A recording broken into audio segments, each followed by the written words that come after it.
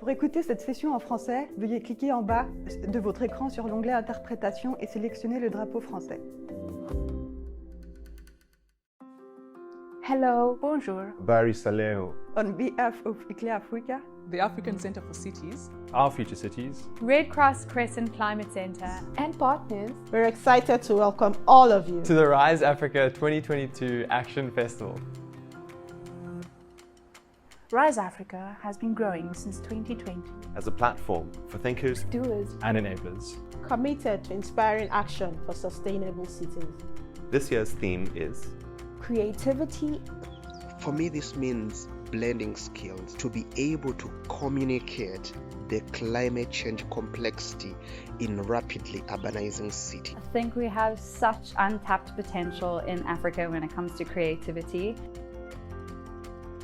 I love the idea that we need to create space to be creative. I think so often we rush into trying to act immediately, and creativity is a good reminder to sit back and to really tap into the capacities we have. I think agency is finding ways of giving power back to people, to groups, to young people, especially on a continent where it's a very young population.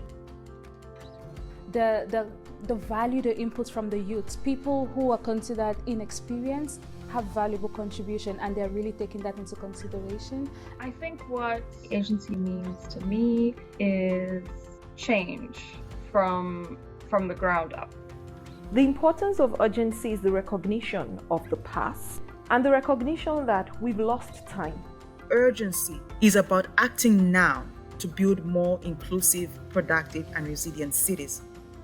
Is this need to creatively redesign and unlearn and explore new ways of thinking. The festival is hosting 33 sessions with 135 provocateurs from across Africa and the world.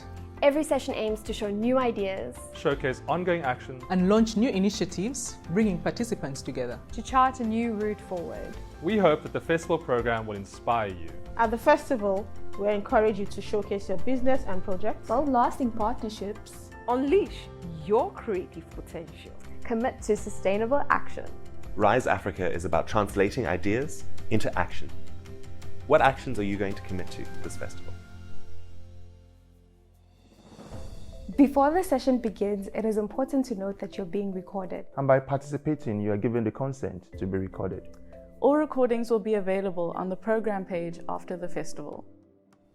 Creative expression is vital for creating new futures for our cities. And so we invite you to enter this session in the spirit of creativity and dreaming.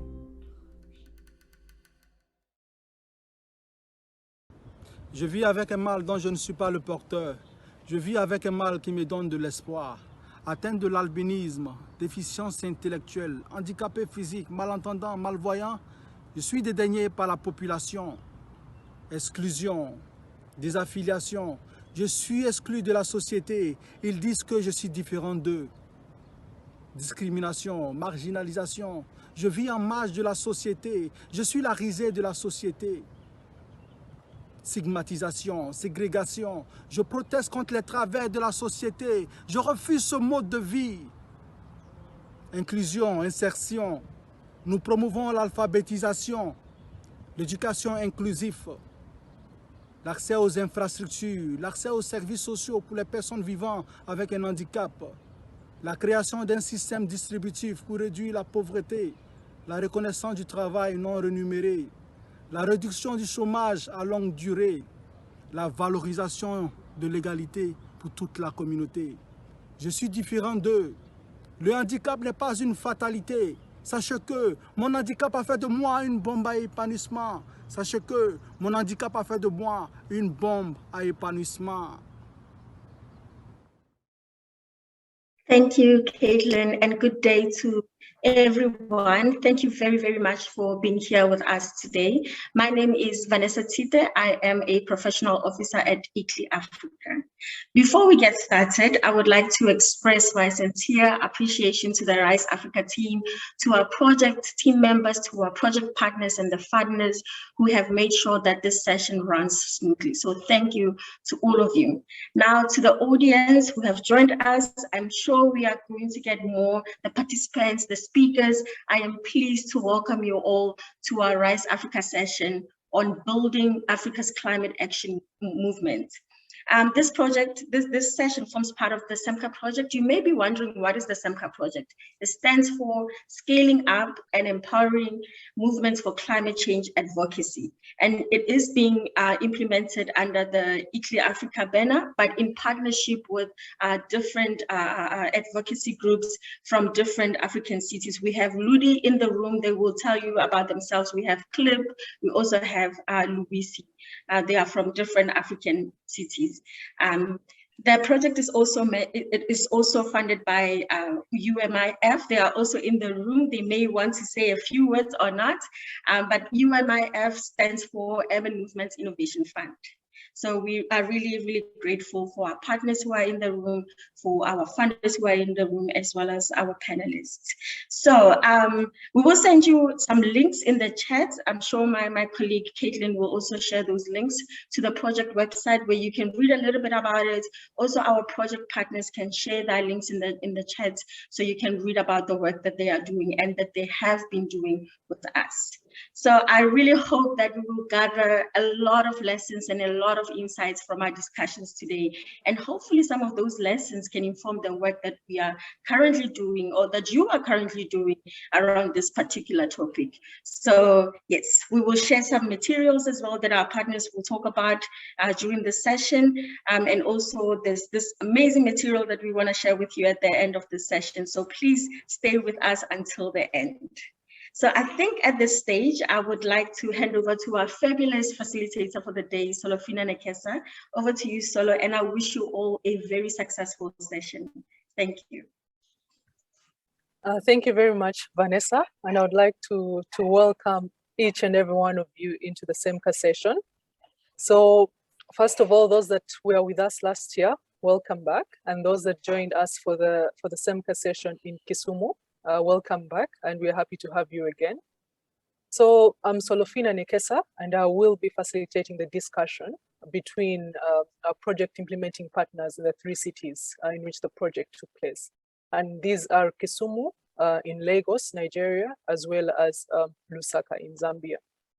So before I kick off, and Vanessa has given justice to the project implemented, to the project background. And I think it's all in the name.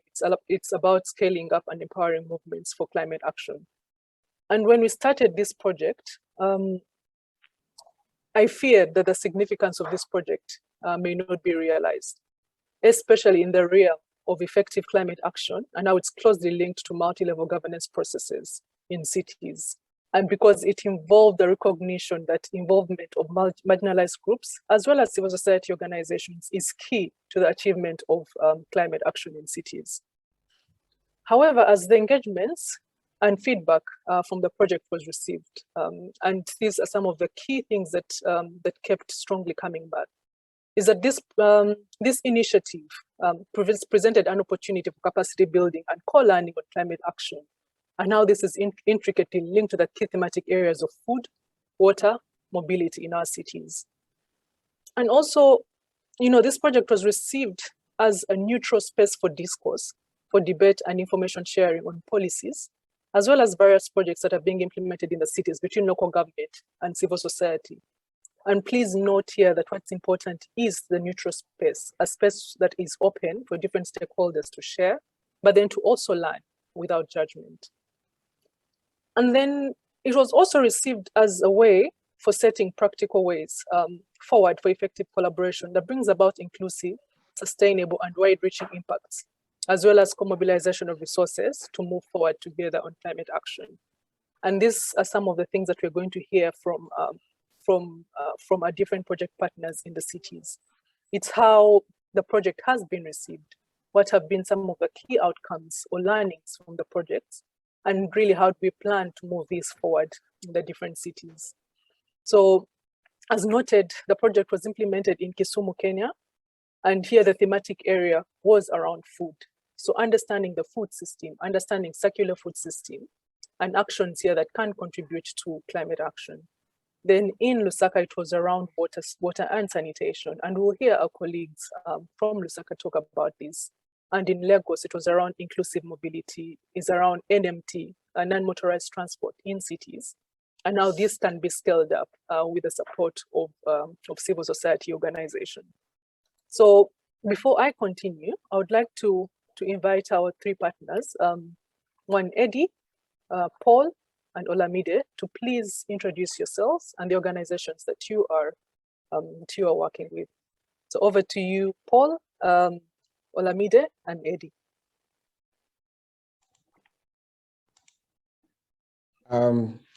Good afternoon, everyone. I will go first. My name is Eddie Chikuta. I'm speaking from Lusaka, and I work as the coordinator for the Lusaka Water Security Initiative, which is essentially a collaboration platform which seeks to bring different partners around the discourse of water security. I'm happy to be here and hope we can have a wonderful discussion. Thank you. Thank you very much, Eddie, and welcome to the panel. Olamide, over to you.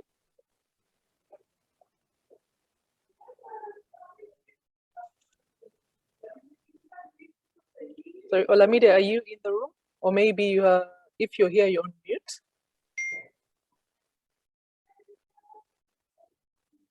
Olamide, I can see that you are on mute. If you could please unmute and please introduce yourself, the name and the organization that you are representing today.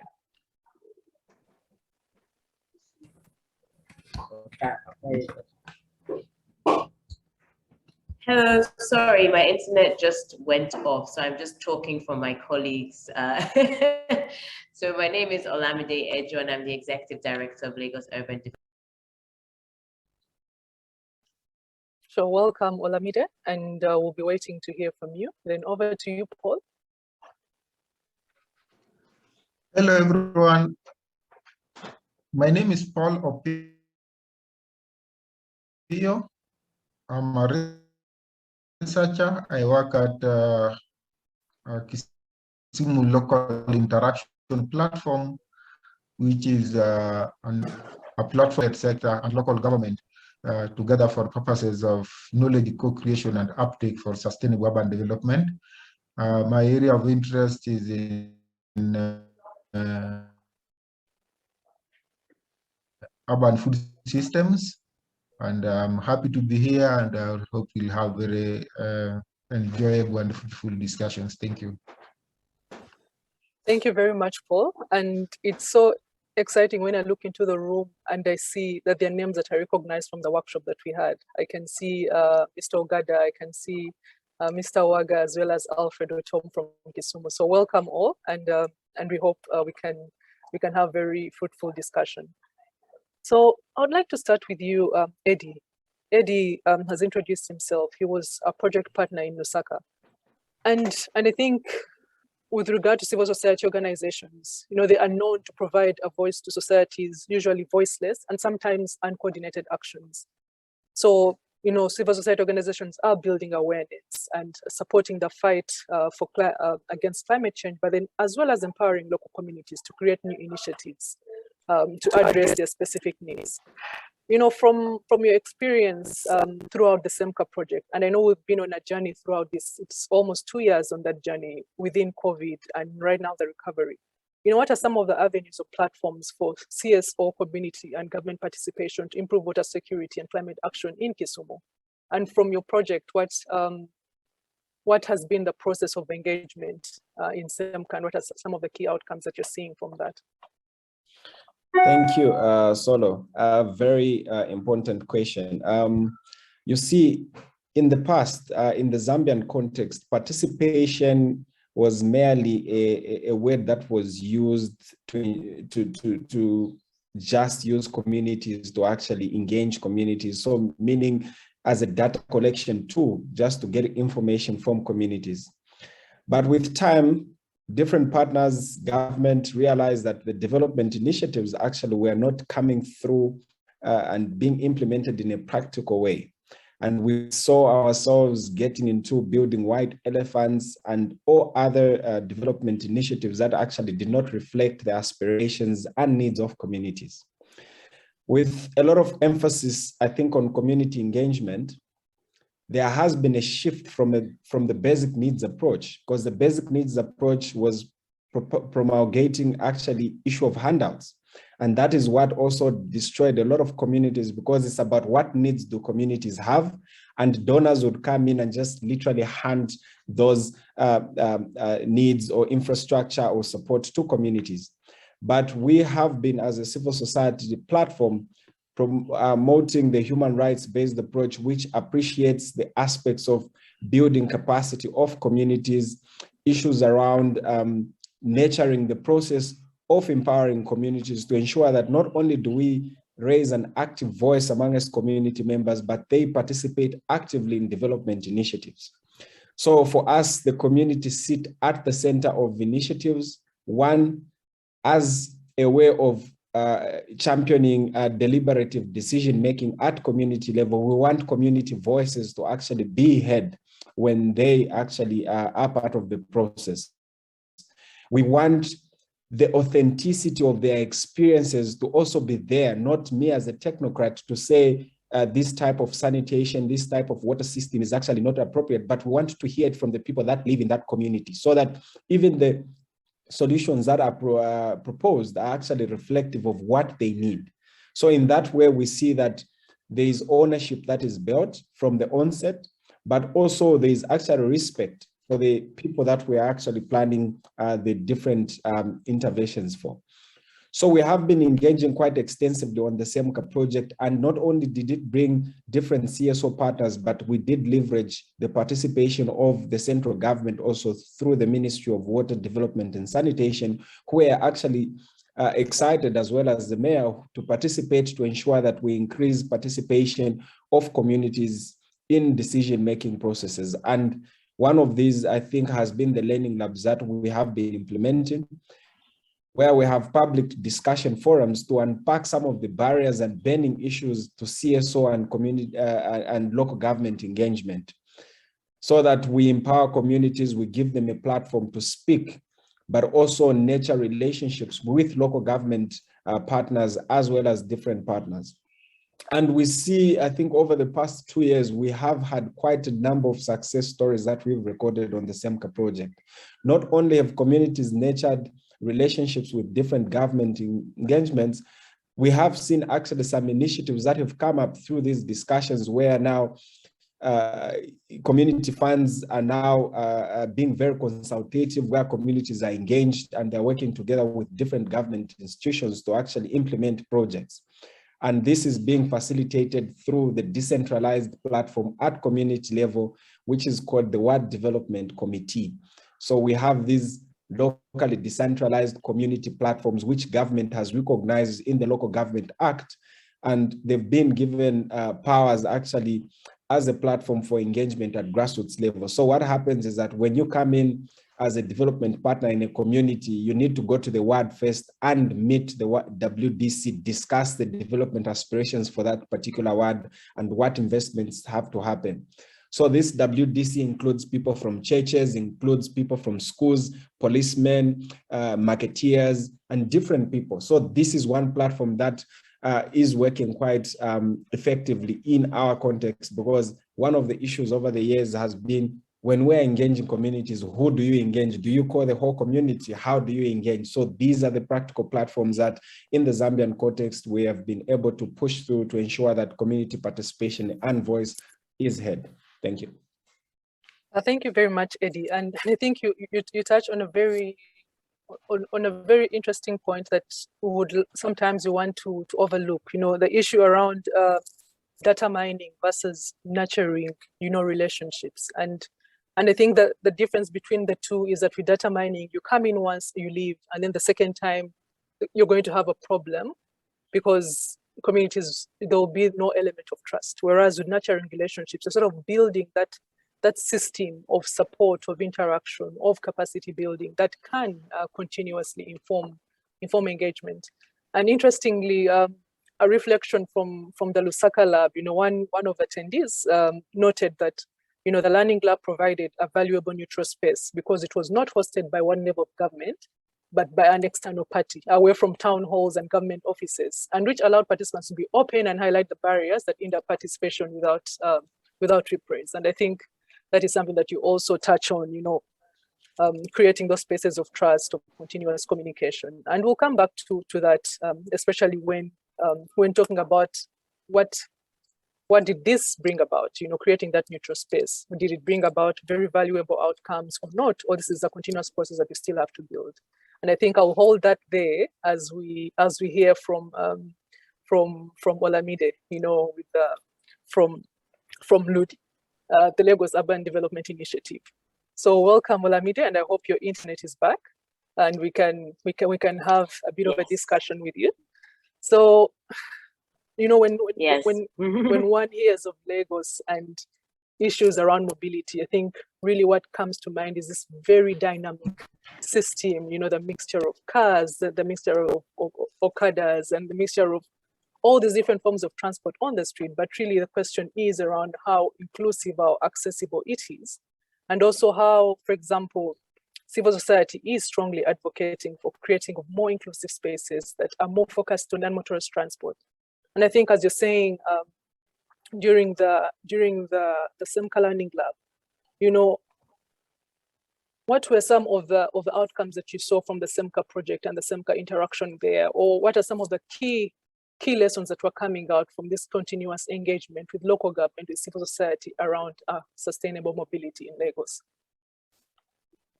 Great, thank you so much. And maybe I should just do the quick introduction so that people understand who I am.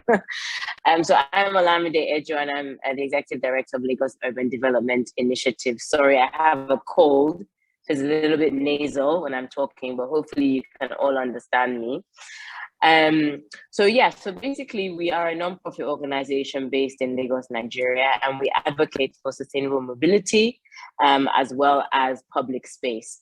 And I'll just talk a little bit about before the SEMCA Lab, what kind of collaboration happened and how we have worked with local government and maybe state government as well, because they're the people we really engaged with as a CSO organization through this project. So previously, there was really a lack of collaboration between local government and state government, let alone with CSOs. So the relationship between local government and state government was quite top-down, and there were overlaps with responsibilities. And through the lab, actually, we started to unpack these responsibilities. Through the labs, we started to unpack some of these responsibilities and who does what and why, which organization or which department of government does what.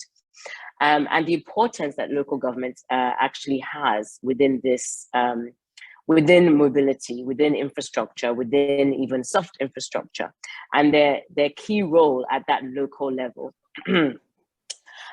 And I think this was really important for us to engage state government as well during the labs, because oh, someone's unmuted.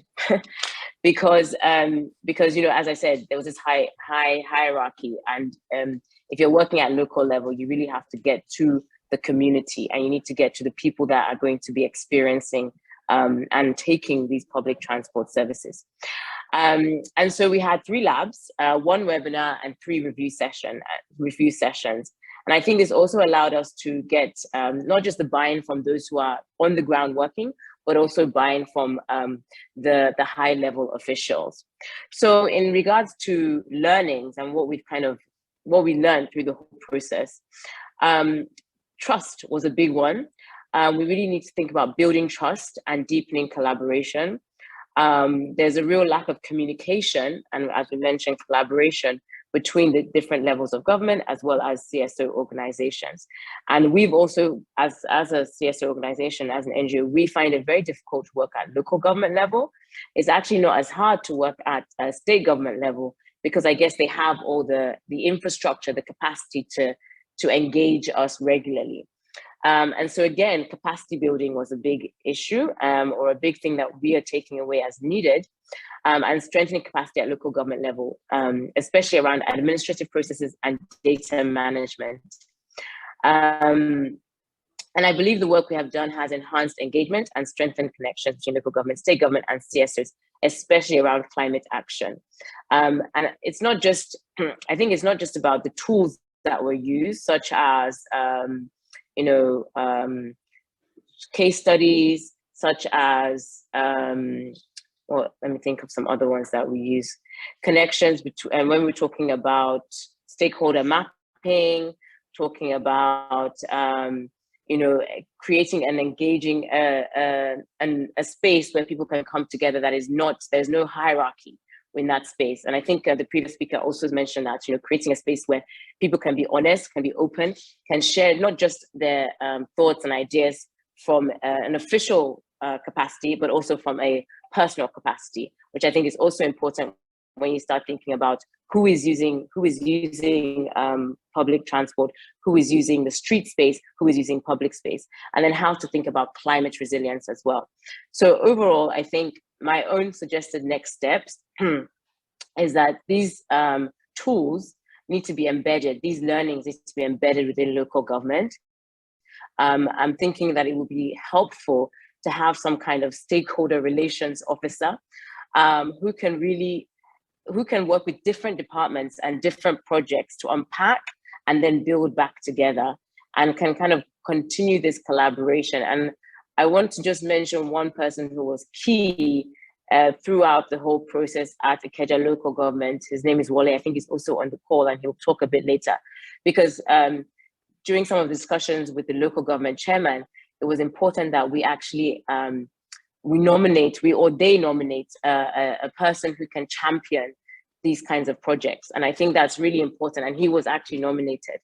And he has also championed, should I say, this whole SEMCA process. So that was also something that we learned in terms of the need for a champion as well. And just one last thing before I end, because I know I don't have too much time, is that through the whole process, we also were encouraged to come up with something tangible. So of course, there's capacity building, there's collaboration, there's learning through the process, but come up with something that's tangible that can be taken away. And we developed as a collaborative process, through the collaborative process, a roadmap to implementation of NMT in Ikeja local government. And I think this kind of, this draws a starting point for Ikeja local government for implementation, but also how to collaborate, how to continue conversations with CSOs and state government. And just to note that Ikeja local government has already started implementation and are now talking to the state government of doing a pilot study or pilot project within Ikeja local government on implementing NMT infrastructure in their community. That's it from me. Thanks, Olamide. It's hard to believe that, within a space of 2 years, you were able to engage and then have an outcome. And then also the local government is excited to move forward with it. So it almost begs the question, there was that missing link that they were waiting for, that eventually sort of this whole process helped to manifest. And further on during the discussion, I think you will really help to point out what are some of the key aspects of this roadmap for NMT implementation, so that if there are different actors in here, there are some of the key things they could pick up to also implement with their local government. But I think one thing that you mentioned very very important things, and sometimes it makes me wonder the possibility of all this, but then it's very very practical, and sort of one of the tangible way forward is that almost embedding a learning department or focal point or champion in local governments that can literally push continuous capacity building, because I think we assume the capacity that our local government officials have to engage different stakeholders. There might be a will, but sometimes there's not enough capacity to support this upskilling, to support the reaching out to different stakeholders. And I think to me that is quite key for this. And interestingly, during the learning lab, there was quite an important reflection. I think it's also regards to the tools that you mentioned, is that I was able to learn strategies on managing stakeholders around non-motorized transport implementation. And this is basing on the Ethiopian case study that you shared during the learning lab, and as well as accessing funds in the course of lab series. Also, the hands-on activities provided important tools on visioning, on goal setting, initiative development towards implementation, effective climate action, and sustainable mobility plans and strategies. So I think sometimes it's that step forward in capacitating around people to visualize the goals that they need, the type of working environment that is collaborative that they need to move forward in order to start the process of collaboration, of implementation of climate action related initiatives. So thank you very much for sharing that, and we'll come back to you around the roadmap for Ikija. Okay, so Paul, I think this, having worked closely with you in implementing the circular food system in Kisumu as an entry point for accelerating climate action, I think to me it was a very humbling process being in Kisumu. Looking at how the local government has started the process of collaborating with different stakeholders, but then also, how the SEMCA process helped to build on this in terms of capacity building, in terms of creating common areas of learning around what different projects are taking place.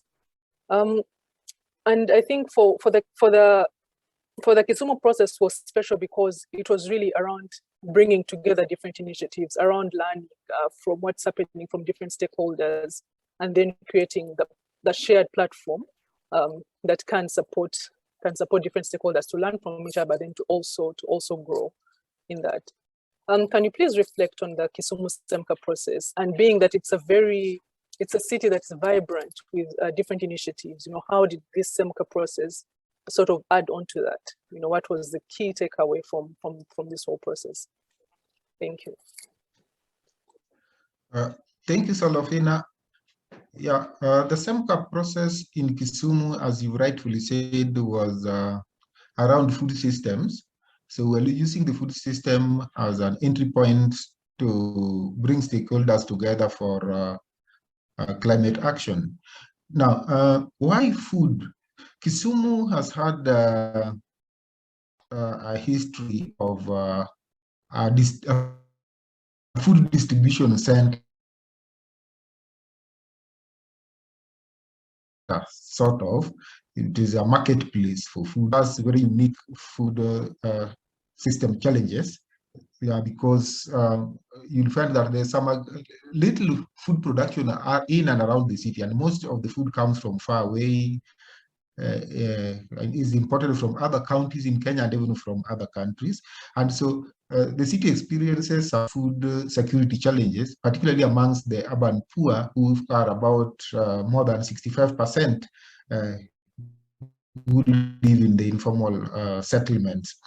Now, so we thought that because of the work that we've previously done at CLIP is Kisumu Local Interaction Platform. As I said in the introduction, it brings together the academia, civil society, local government, and even the private sector for purposes of learning. So when we got this opportunity to work on the SEMCA project, we thought that the food system could be an interesting entry point for all the stakeholders. So we mobilize the stakeholders that we've been working with at CLIP, and even others that have been doing, we knew were doing so many other things in their own silos in the city, but were contributing to this. Now, in the first lab, what we did is that we brought together the stakeholders so that they could all have an understanding of the challenges that they were facing in terms of climate change, and what are their possible entry points in the food system, so that they can see what they could be able to do. First, they were able to understand the challenge. What is the challenge? What is the issue? Because some of some representatives of smaller community-based organizations really were not very clear on when we talk about climate change. They thought it's something that is out there, not affecting them individually or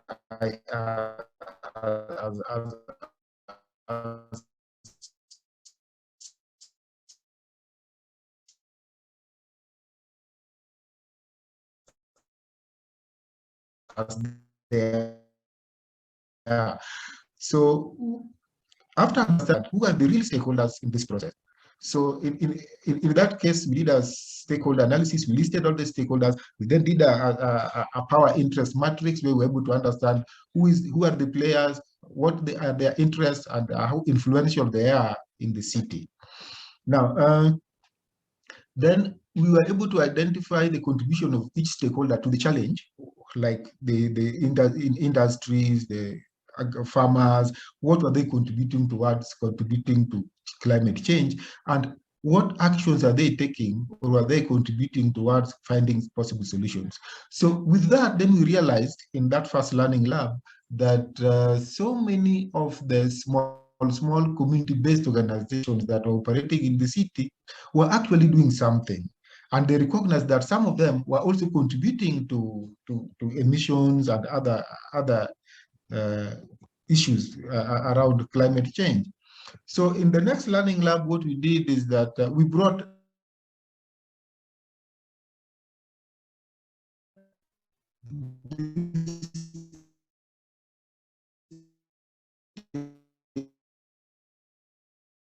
stakeholders together so that we could understand in a deeper way the food system for Kisumu. Meeting, it was realized that a circularity. So the representatives of the community-based organizations, CBOs, local government, and academia were able to present. And one interesting thing came out that there were so many initiatives that were being done by several CBOs across the city, but some of them did not know what the others were doing.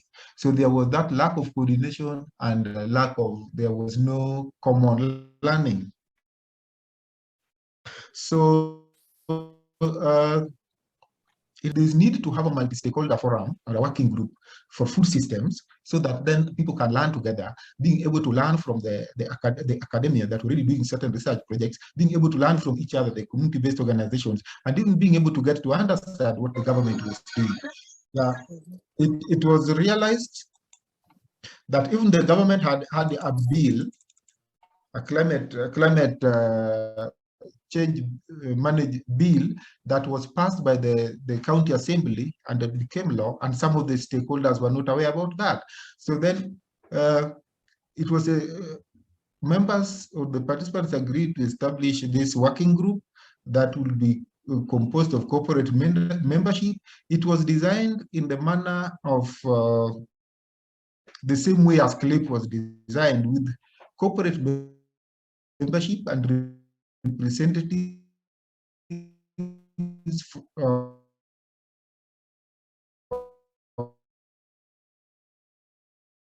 of the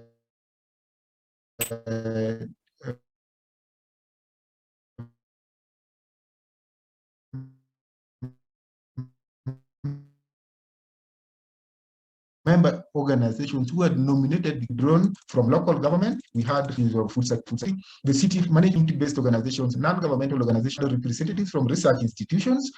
We had representatives from the two universities, that is Jaramogi Oginga Odinga and Maseno University, and the private sector, who are represented by the business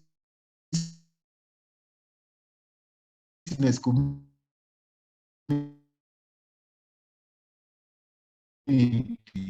So then all these people, and from the experience of have meaningful engagement, key that we know who are the real stakeholders who are most affected by either issues of food insecurity or climate change, so that they are involved in the discussions and they are part of the working group. And who are the participants in along the food value chain, from the producers, distributors, even involved market traders, and even local government. And then how do we establish a neutral ground? And because we realize that stakeholders need, for them to participate effectively, they need a neutral ground where no one feels intimidated. And so a multi-stakeholder forum, not based at the city government, not based at the university or another large NGO, was ideal for this.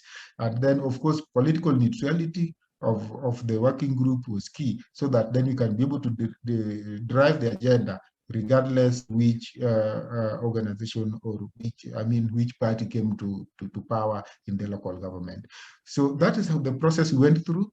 So the secretariat of the working group is based on CLIP, and CLIP is happy to host it, and of course with the support of the county government. Thank you. I'll stop there for now. Thank you very much, Paul. to me, you introduce, you know, one of the areas of shock during the Kisumu lab was, you know, the climate change bill had been updated, but different stakeholders did know about it, and you know, you could easily assume that there was no action happening, but there was actually action happening around improving climate action. But I think the missing link was a common platform where everyone is able to understand what's happening, where different stakeholders can share, where there is resource mobilization and aggregation around climate action and improving food system in the cities. So I think, to me, that was a very eye-opening time for the Kisumu Learning Lab. And so before I continue, I would like to pause for just a minute and get to know who is in the room.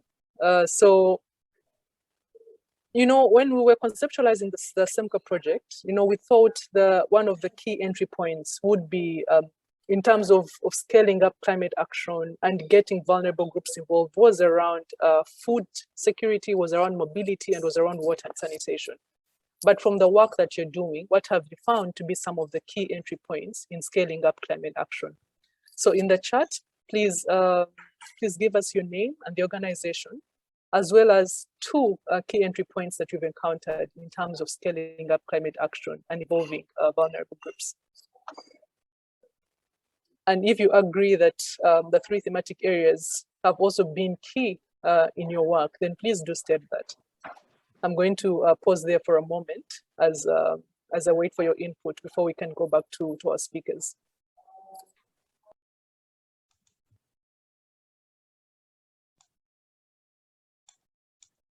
So please give us your name, the organization that you're working with, and then some of the key entry points that you've encountered in your work that have been very effective in scaling up climate action.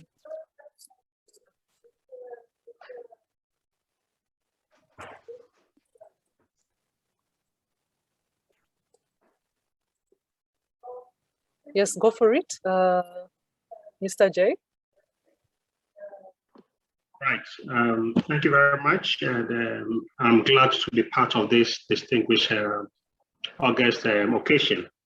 My name is Dr. Emmanuel Bamfuaje from Ghana, and I'm the head of Department for Environmental Management Technology at the Cape Coast Technical University. And in fact, I just ended under climate, Zoom meeting on Ghana perspective.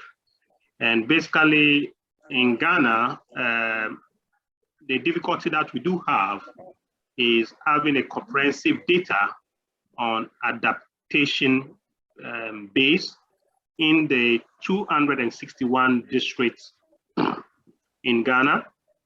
Then there's no proper information in terms of the emission data that we might be needing producing as a country in terms of mitigating climate change. That has been some of the challenging moments in Ghana. But at the moment, the academia, as I represent, we are in partnership with the local authority in coming out with some data in this aspect on how to, mitigate. First of all, you need to have data, then before you can now communicate with the people on how to mitigate this impact.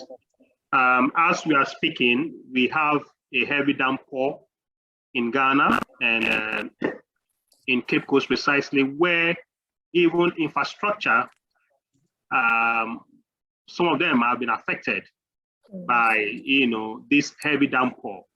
And many buildings in the coastal area are being wiped away as we speak in the coastal area or in the fishing community. So climate change is very important. Everybody is now abreast with it. But the difficulty that we have is with partnership with industry in carrying out this effective research so that we can have that database. Usually when it comes to database, our developed countries are well endowed in having this data because of the research grants that they do have at their disposal for researchers to come on board, collaborate with the industry to come out with some findings. So this is a perspective for Ghana. I just want to share this with you. Thank you. Thank you very much, Dr. Bamfajay. And I think I'll also invite my colleagues from Louisi, from Ludi, and from CLIP to reflect on this aspect of around data in their cities. But I think also I'd like to reflect on a project that we had, around this whole issue of data and how data is critical in decision making. And our question here was that in the absence of quantitative data, as we are in the process of collecting this quantitative data, how can we make use of other forms of data, such as qualitative data? And this we can collect as photography, as videography, as policymakers walking through cities and witnessing what's happening. And this can be done alongside the collection of quantitative data to sort of supplement the whole process of data gathering and data collection in African cities. But I would like to bring this back to my colleagues, Paul, Eddie, and Olamide. How has the experience of data been in the cities that you're engaging? Is there enough data, or what are you doing to get access to this data? Thank you. That's a good one. We have been discussing aspects of data for quite a long time in the Zambian context. Data is, I think, one of the aspects that we do not really grasp as a city and as a nation as well. We realize its importance, but collecting it, packaging it, storing it, and sharing it with different partners to inform decision-making has been actually quite very difficult. Even in instances where it exists, you find that different institutions actually keeping it within their laptops, within their databases, because others consider it intellectual property. A case example I would use is that you find that the local municipality right now with the public utility which provide water and sewerage services, you find that they do not speak to one another. There are actually conflicts between the local government and the public utility which actually supplies water, and they accuse each other of dishing out plots because they are not sharing data, because they are building on water recharge areas and things like that. So what we have done is that we are trying to nurture those relationships to ensure that the ministry develop what we are calling a centralized information management system for the water sector, to ensure that different data sets from different ministries, from different government departments and CSOs feed into that system where it will be accessible by different partners to inform decision making. So we have actually developed what we are calling a joint action plan between the local authority locally here and the public utility, so that we define the data sharing protocols for the city and how they should actually engage in terms of managing the different data sets that are available. But also, we as a platform, we are developing what we're calling the knowledge and information management system as well, that we want to support different partners to tap into to ensure that we have a repository of information at city level that is accessed by different partners. So for us, I think in the case where data is there, data is still hidden in people's institutions because they feel they don't need to share this data. But also, I think there's still a lot of data that has to be collected out there to inform effective decision making. And this is what is lacking in most instances in our city governments. So mostly we are more reactive. When something comes up, we want to quickly just go there, do a quick assessment, analysis, collect data but I think we need to be proactive to ensure that our decision making and our policymakers actually have facts, statistics, qualitative data that informs the decision making and the policies that they put across in different aspects that we're looking at.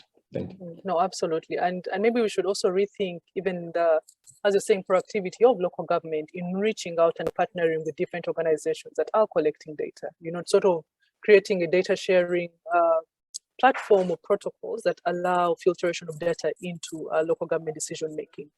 please enter into the chat in terms of, how is your city dealing with issues of data scarcity?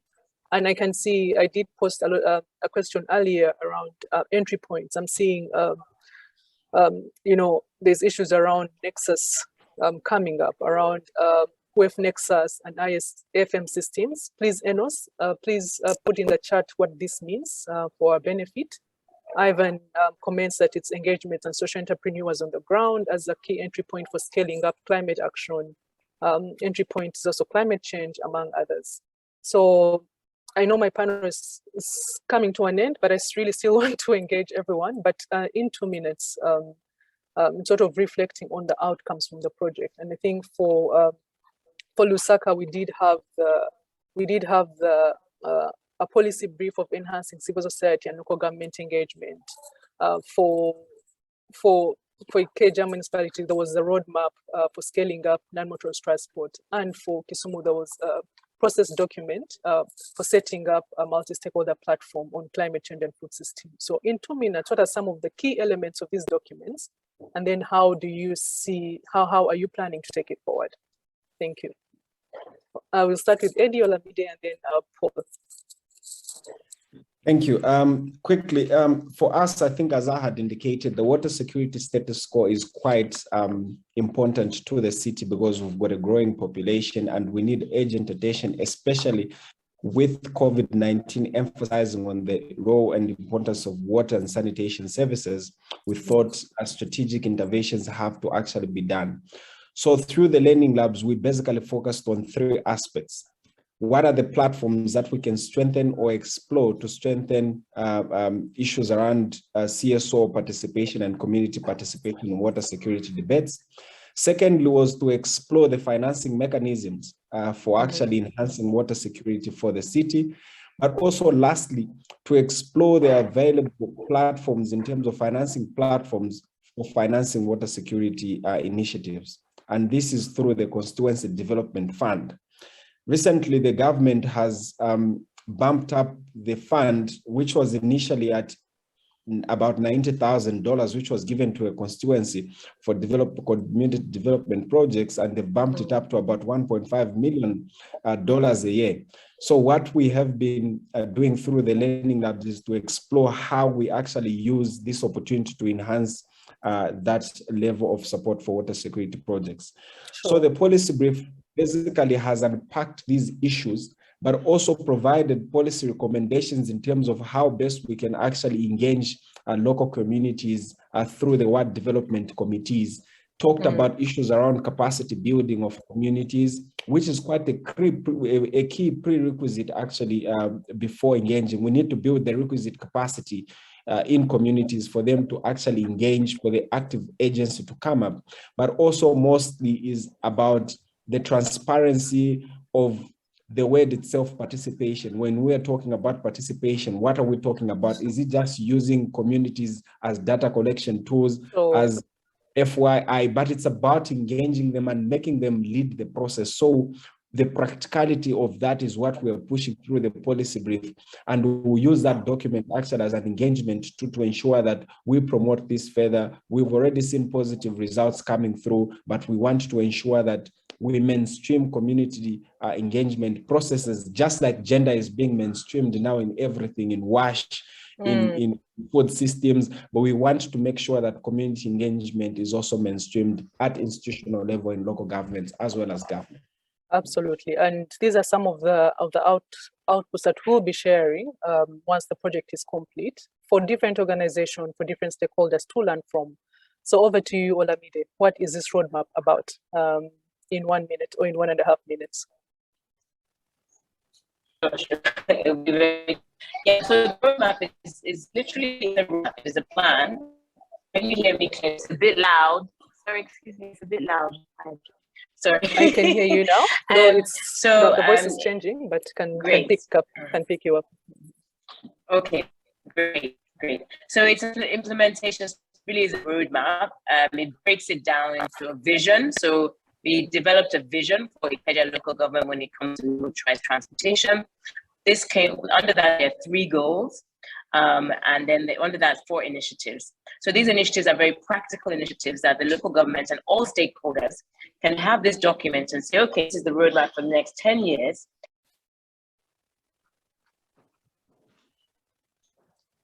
So we have lost Olamide, but we'll be able to hear from her as soon as she gets back. And then maybe, Olamide, are you back? All right. I'm sorry. So yes, Sorry so about 1 that. vision, 3 goals, 4 initiatives. And the idea is that it's a very practical document. All stakeholders, not just for local government, can have this document, understand what the implementation strategy is for Ikeja local government in the next 10, 15 years of what they want to achieve when it comes to non-motorized transportation. And also, it really talks about what each stakeholder can bring to the table. So, for example, CSOs were different departments within local government and state government, their roles and responsibilities. The document also talks about strategies for collaboration. So it really talks about also not just about, okay, how do we implement this, but how do we maintain this continuous collaborative that we've done through the SEMCA program over the last, 1 year or 1.5 years. And so it really allows for that space for that collaboration to continue. And it's a very practical document. So 1 minute, I hope I covered it. Thank you very much, Olamide, and I hope you feel better soon. So over to you, Paul. In 1 minute, what is this process document about?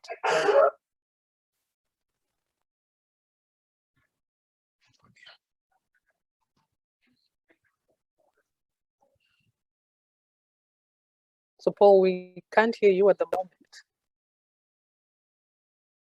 All right. I think one of the things of improving collaboration in African cities will be to improve access to internet. but we'll be able to hear from Paul as Paul, are you back? Yes. Over to you, Paul. You're muted. Let me unmute. Can you hear me now? Yes, I can hear you, Paul. Okay, fine. Sorry for that. I just lost my connection at the point when you were calling me to come in, but it's good it's back now.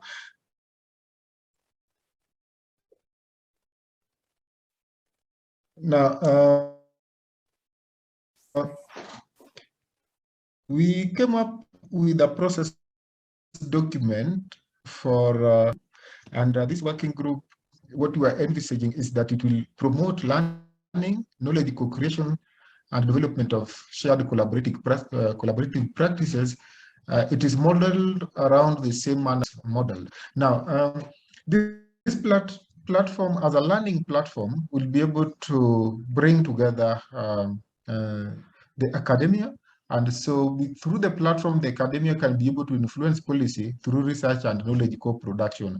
There's always been the issue of academia not getting space to be able to contribute to policy because of the suspicions between the academia and local government and even the civil society organizations. For the private sector, they'll be able to uptake some of the ideas that have been piloted, that are emanating from research that have been piloted for implementation for profits. So the private sector is keen on that because this will promote sustainability of the initiatives, so that any of these initiatives that are being researched and piloted, and the successful ones, the private sector, who are also members of the platform, will be able to take up these. The private sector in this platform will also be able to support research and innovation because they could be able to provide funds for research in areas that are of business interest to them. So it is one way of sustaining the working group, because in the research arm, of course, we expect that even the private sector will have a contribution. And additionally, because of their corporate social responsibility initiatives, some of the private sector organizations will be able to contribute resources towards the promotion of circular food systems. And as a knowledge co-creation and sharing platform, it's some sort of an information repository where even the smaller organizations can be able to share whatever experiences and some of the knowledge that they have without the fear that they'll be dominated by the big organizations or even the government.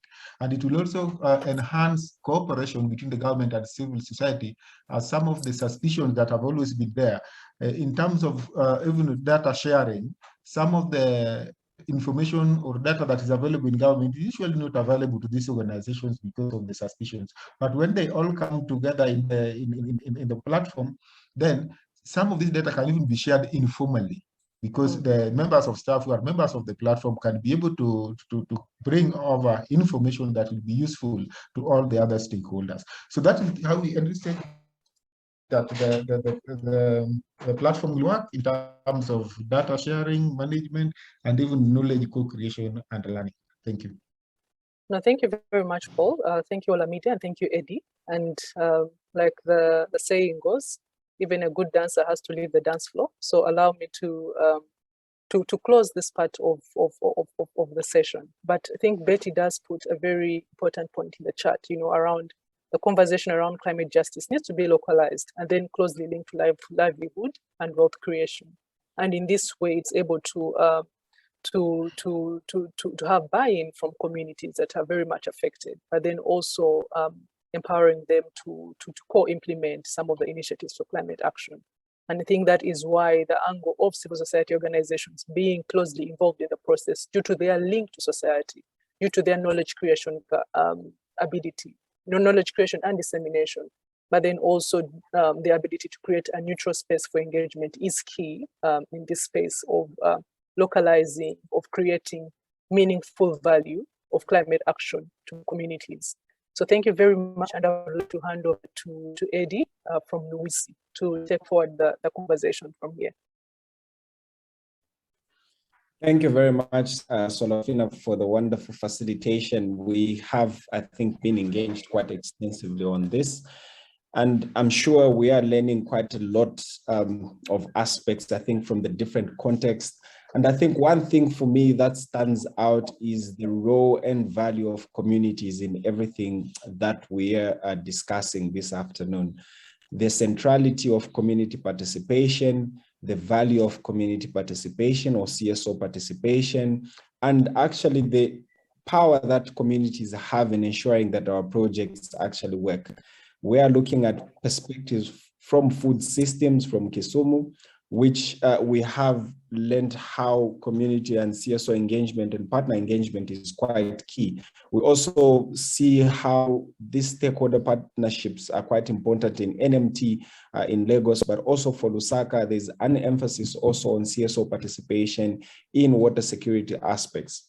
So for the next session, we are going to just drift a bit more and discuss a bit further and engage actually with all of you through just an open discussion, just to delve into some of the discussions that we've had already, just to understand how best we could actually practically look at this aspect of community participation. Because one thing that we struggle with most of the times, and I get to be asked in certain instances by government officials, when we're talking of community participation, who are we inviting from the community? Who is the community?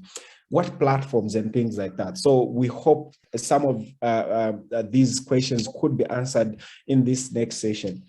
Just a housekeeping issue. May I just get confirmation that we have representatives from the city of Cape Town, just to indicate anyone from the city of Cape Town or coming from Cape Town?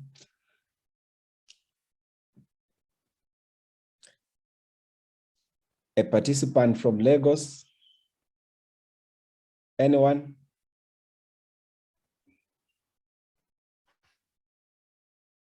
I can see hands.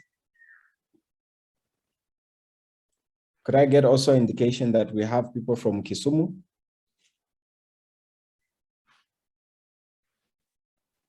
As well as, I know Robin is also from UMI.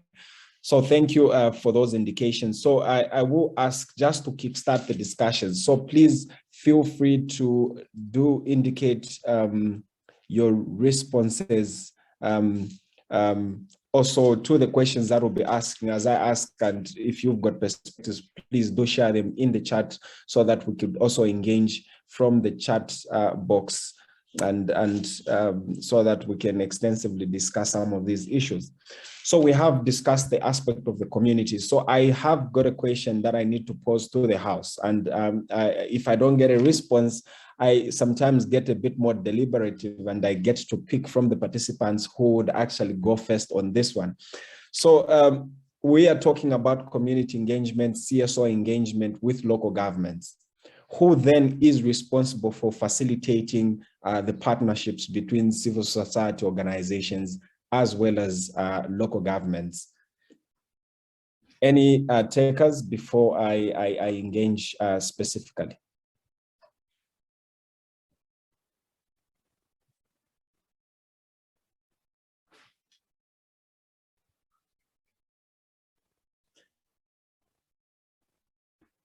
Okay, Betty, please go ahead.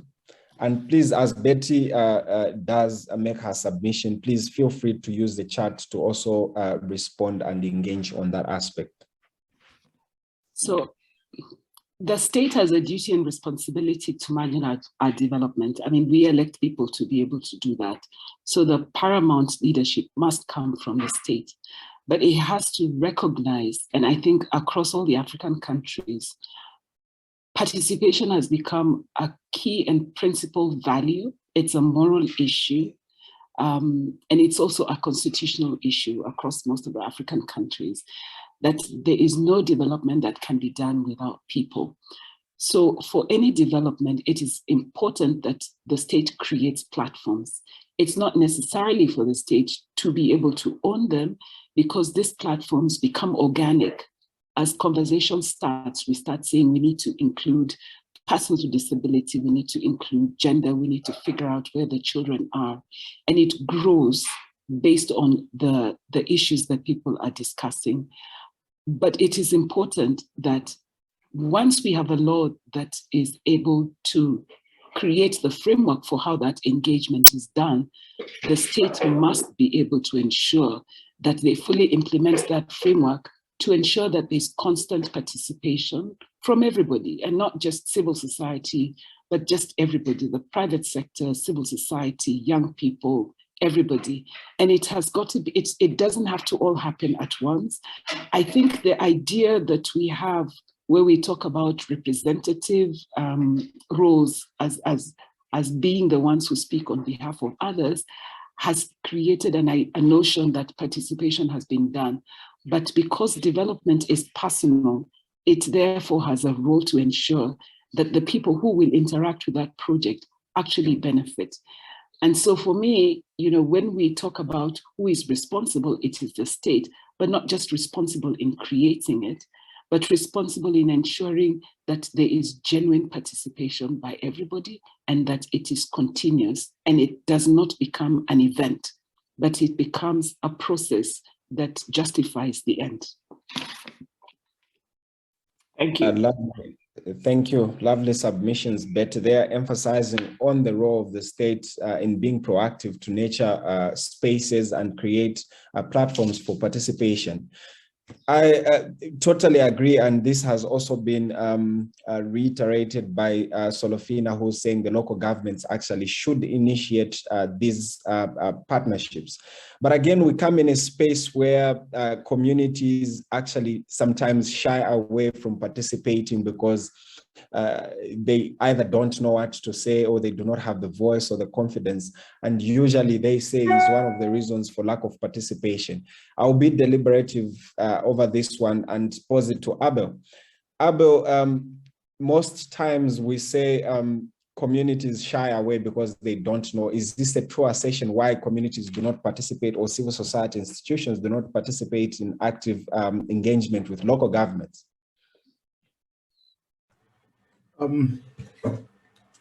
Thank you so much, but my experience is that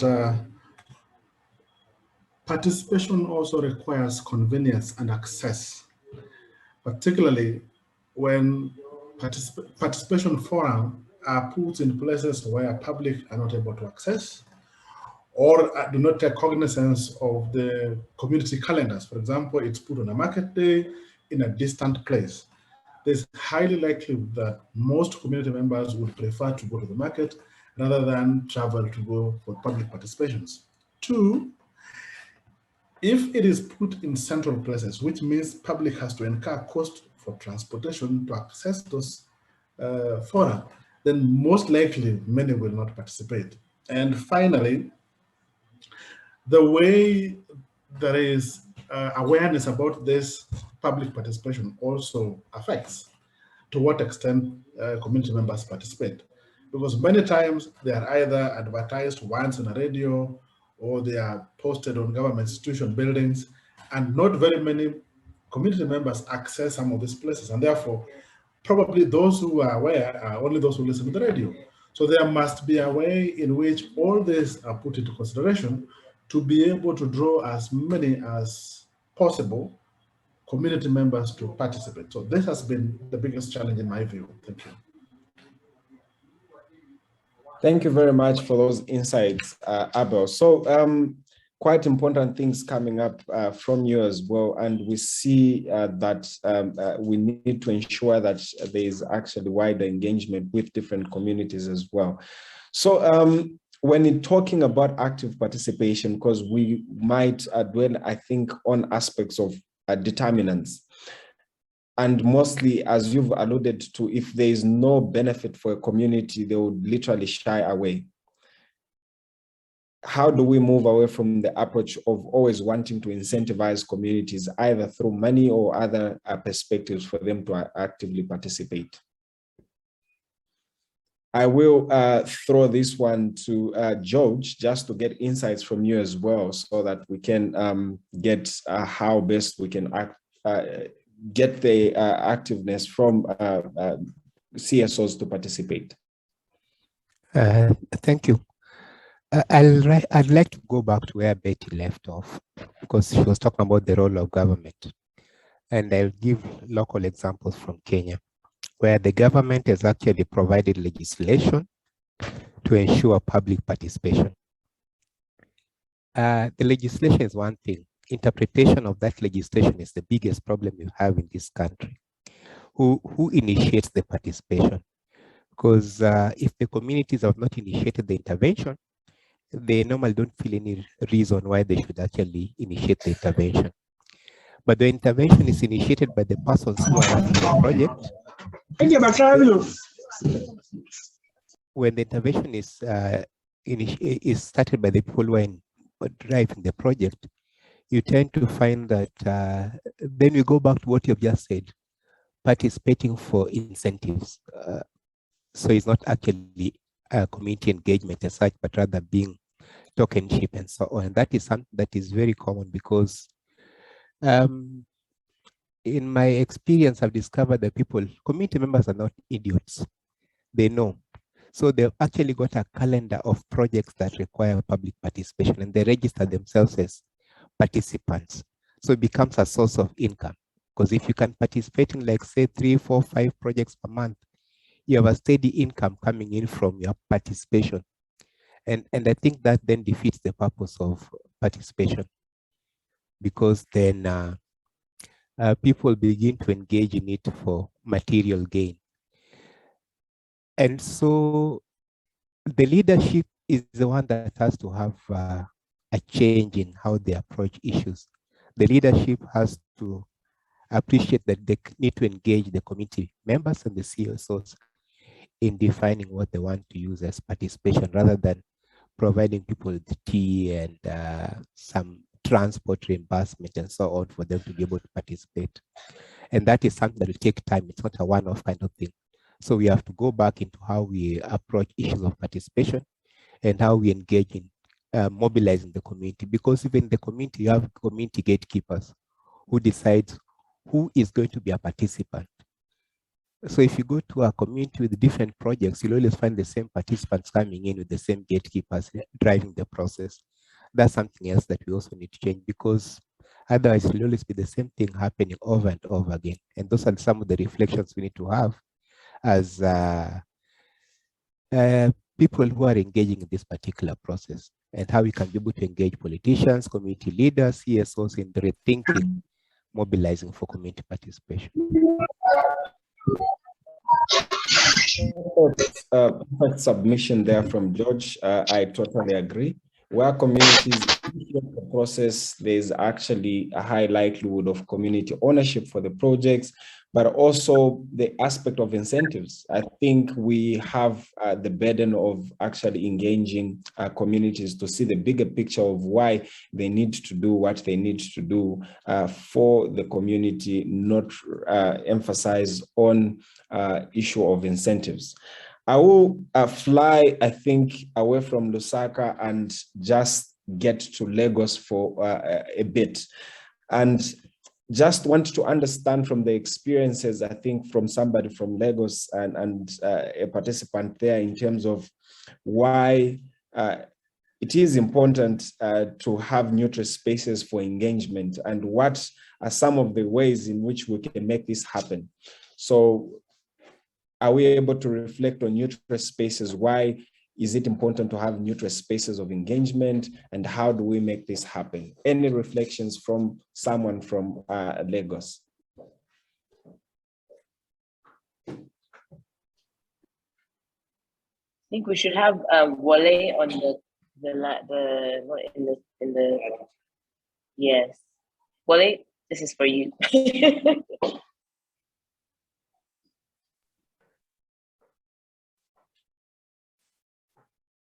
Are you there?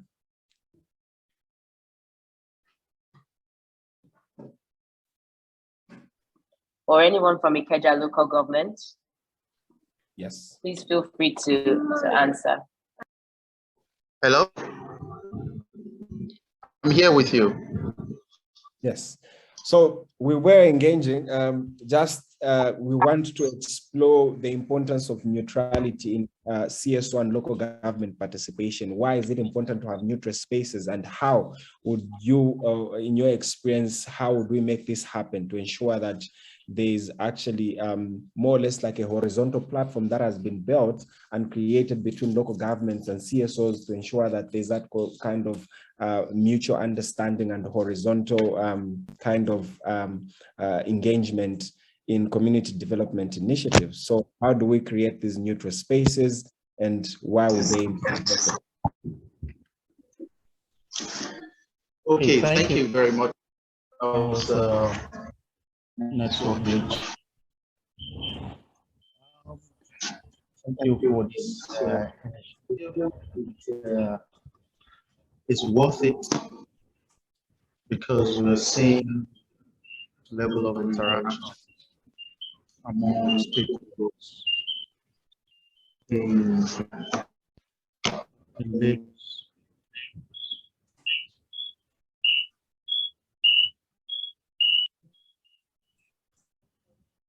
So for neutral, I'm struggling to hear you. Yeah. Can you hear me now? Can you hear me now? We can hear you now. Yes. Okay, good. All right. So it's valuable to have neutral spaces, considering the example of, the kind of labs that we had. It was a serious neutral space for engagement of stakeholders and involvement of different people at the different levels. There was no restriction as to what you can say and what you cannot say. Nobody was watching your back, even though you are conscious of what you're saying. So it gives an opportunity for a level of interaction which cuts across with enough details from each stakeholder. And there's a level of sincerity that comes in when such neutral spaces are created. The stakeholders are sincere in their deliberations, in their contributions, in their thought processes. And even though they are still being conscious of their representations, because primarily one thing that is very important for engagement is once there's a clear objective and a goal, and there are no hidden agendas from any of the stakeholders, then we're bound to have results in the long run. So that's what I think neutral spaces needs to be encouraged for conversations, collaborations, and in short, in the long run for development. Thank you very much, Oluwole, for that reflection. I think quite important aspects coming out there, the sincerity of conversations. I think communities and CSO partners are in a position to actually be a bit freer to actually engage quite effectively in a space that they feel comfortable engaging in. I think Noku Lunga has asked a very important question, just I think a follow-up to that one. He or she wants to know the role of culture, religion, and language influence, and how this actually influences the participation of CSOs and communities, because there's an understanding and assumption here that in certain nations and in certain cultures, women, for example, and certain CSOs are inhibited from participating effectively. So he or she wants to know the role of culture, religion, and language and how they influence participation.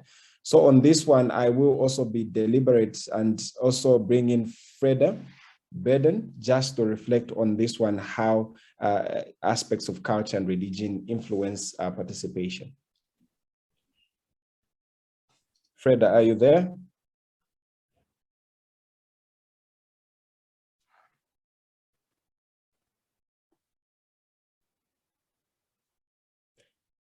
Freda is having technical issues. I will ask Eric, are you able to reflect on that?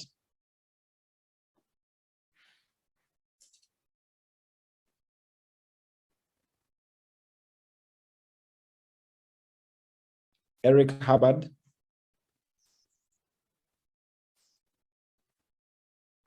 Having technical challenges, maybe. I would go to Lucille. Any reflections on that?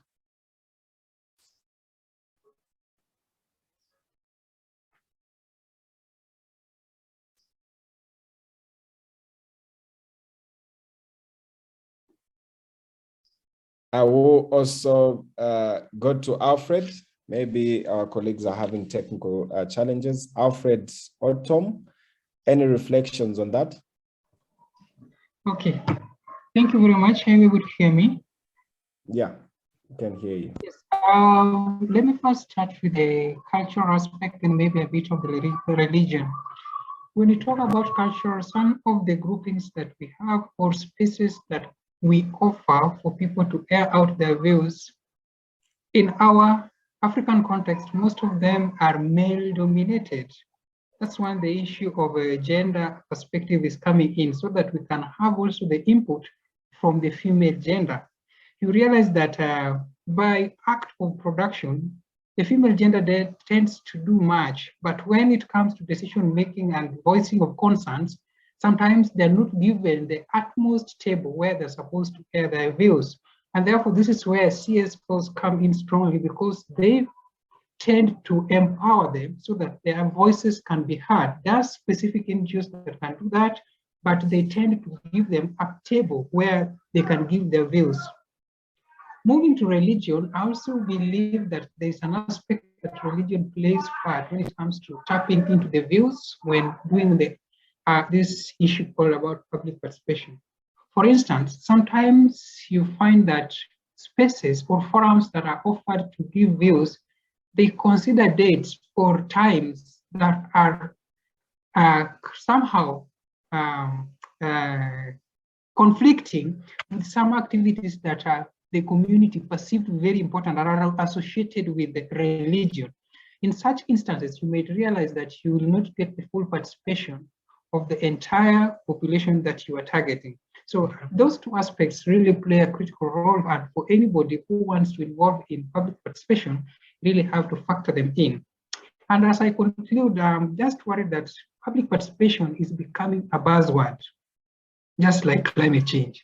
You just mention it somewhere in a document and you're good to go without actually doing what it requires. So maybe we need to avoid this aspect of using it as a buzzword and inculcate it or embed it in every other thing that we're doing. And I believe this should start from education system. Let us involve our kids. Don't put the kids at the background. Involve the kids so that as they grow up, they know that I have a say. My voice has to be heard on the table, so that this becomes something that is very part and parcel of us, like in the Western world. Perfect submission, Albert. The need to actually embed participation in the education system to ensure that we start that early, so that we do not just relegate participation to mere rhetoric, but something that really has the pragmatism to it and also means something. Solofina, you had your hand up, but before you come in, I will also ask this question. Ivan had a question, I think, in the chat. How do you ensure democratic or equitable participation in engagements between local governments and communities? In other words, how do you address the prevailing power dynamics that exists between the two? So as you reflect, Solofina, obviously, you can also come in and reflect on that. Thank you very much, Eddie. And maybe just to go a step back and think about when you speak about culture, religion, I think what we're trying to really talk about is the value of climate action to people. You know, kind of where do we meet people where they are? And or is, you know, one of the very significant features when you go to different African cities, be it Kampala, be it Lagos, and be it a deep village in Jinja somewhere, there is a church, there is a mosque. So there's a certain level of infiltration that religious and cultural organizations have, but we are not also taking advantage of. You know, why aren't we incorporating the language of climate change into different aspects of communication that maybe religious organizations use? And there's been also an attempt by the Pope to also publish a Laudato Si, which is also calling upon Catholics and people of belief to care for the Mother Earth. So I think really bringing ourselves to the level of community. What do people value? Is it religion? What is that language there? Is it culture? Is it cultural practice? What are the values there? And I think climate action needs to the language around that should really come down to earth. You know, is it people trying to survive in cities? So what is the language around that? You know, how do we break that down to speak to people trying to make a living or earn every day?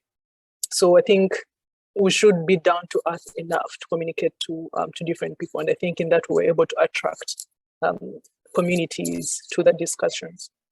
Thank you. Perfect. Thank you very much for that reflection. Ivan had asked a wonderful question there in terms of how do we balance the power dynamics between local governments and communities as well. So in less than maybe a minute, I will ask let me see, Lucille, are you there?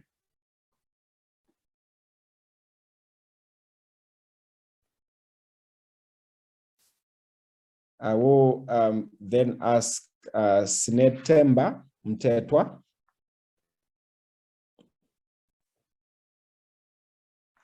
Sinetemba. Malika.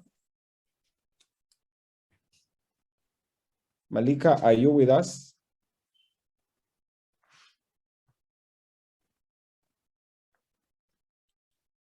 Sinetemba, we can't hear you. If you're speaking, you are on mute. Can you hear me? We can hear you now. Thank you. Sorry, what was the question, Eddie? The question was, Ivan had asked an important question around how we balance the power dynamics between local governments and communities, because you understand that these power relations, the influence. So how do we balance that to influence effective participation? I think, as it has been mentioned in the session, the most important thing is to encourage inclusion. And one of the ways to encourage inclusion that has been mentioned in the session is using language that everyone is able to understand to promote participation in communities. And also there's another one that came up involving children in participation, making sure that children know from a young age that they have a word, and as they grow up, they know that they also have a role to play in developing in societal development. Thank you. Thank you very much for that. Olamide, any reflections on that? How can we balance the power dynamics between democratic or equitable participation in engagements between local governments and communities or CSOs? Any reflections, Olamide? Yes, sure. So there's one thing that there's a professor, sorry, it's a bit noisy, but one thing that professor always says when we're in a workshop, she says to everybody, before you are a taxi driver, before you are a government official, before you are a CS, you're a human being that lives in Lagos State. And you go to work every day, or if you don't, you take care of your children, whatever you do, you move around the city. So then you talk about, this is the issue we're here to talk about. You as a human being, how would you react to it? How would you, so you really try to break down those formal kind of hats that different people wear, and then just say, you as a human being, how do you feel about this? And I think once you can start to think about the problem or the issue or the project as someone who is going to use it, who is going to live in that space, then you start to kind of break down these barriers of, oh, you're different to me. Actually, we're all doing this thing together. And I think that's really helpful when thinking about working with government officials, or when you're thinking about these power dynamics, or when you're in a workshop or in a collaborative discussion. Lovely, thank you.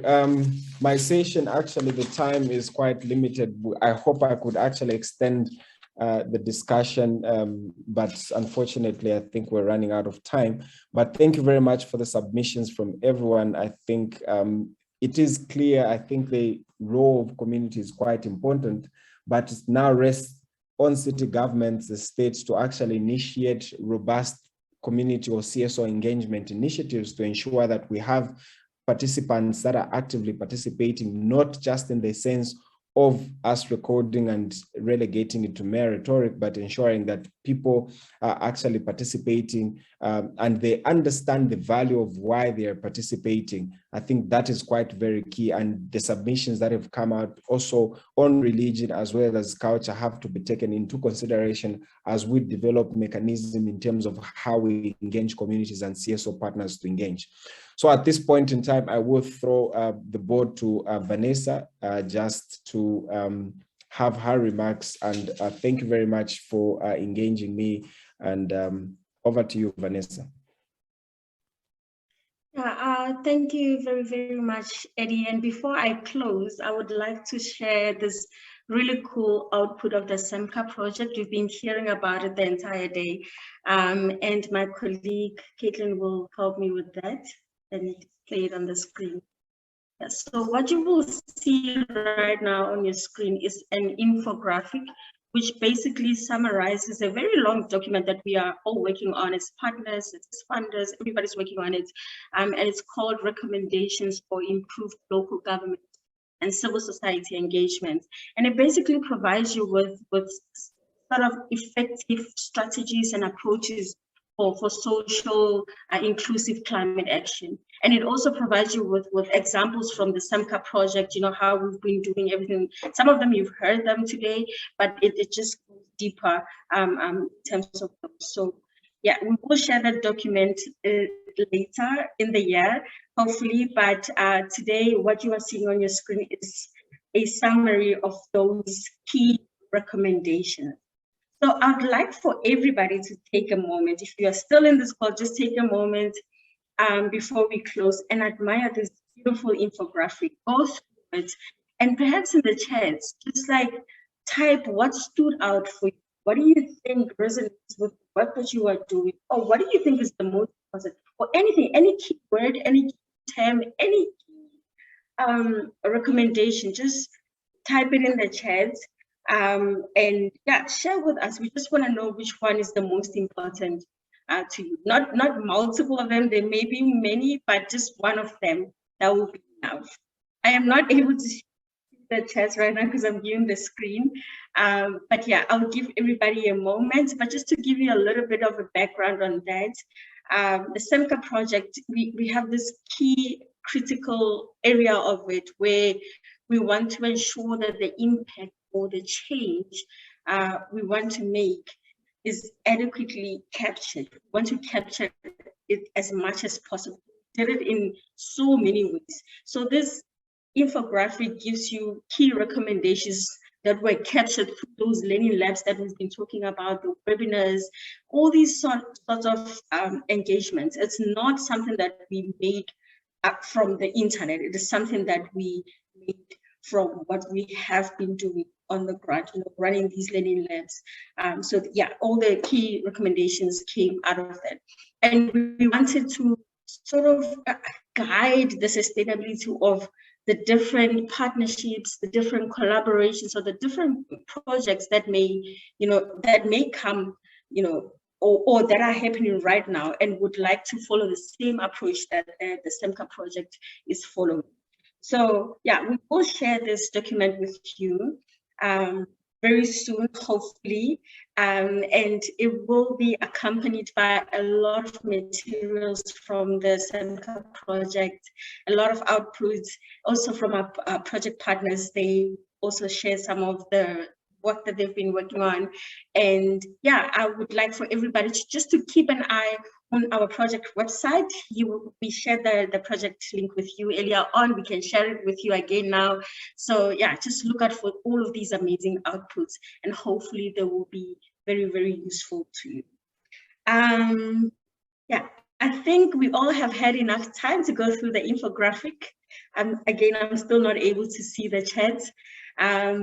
But yeah, I hope we all had enough time to go through it while I was talking and have sent through our inputs in the chat, one liner, one word that stood out for you. So maybe, Eddie, I could go ahead and close the session by thanking all the speakers, all the facilitators for your valuable contribution to our session. And I would also like to thank every single person who attended the session and has helped us make it a very, very successful one. I enjoyed it so much. I was just sitting at the back and clapping hands and doing everything. It's just that I was on mute, so you couldn't see my reaction. So, you couldn't hear the noise I was making. But also, I don't like saying last but not least, but really, I want to give a special thanks to the technical team. The technical team, they've been with us, they've done an extremely amazing job, and they've made sure that this session was running smoothly, which is absolutely amazing. Without the technical team, I don't know how this would have happened. So really, great thanks to you guys. And also, yeah, maybe I can close now because I'm going in circles. So to everybody, please allow me to close my remarks and officially announce the end of this session. So thank you so much for your participation, and goodbye.